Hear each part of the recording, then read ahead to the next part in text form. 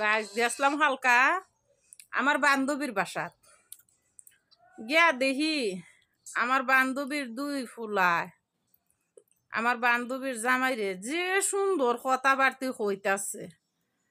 তা আমি মনে মনে কই আল্লাহ গো, এই জগত বুঝি এরম ফুলাফান আর নাই, যে প্রশংসা বাপেরে করতাছে আর কইতাছে।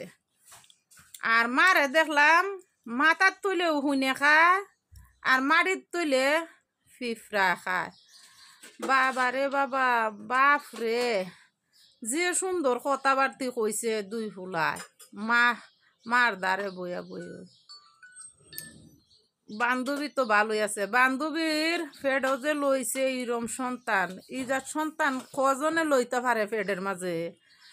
যে বালা দুই সন্তান আমার বান্ধবী ফেডের মাঝে লইছে, যে মায়া মোহব্বত বাপরে আর মারে করে।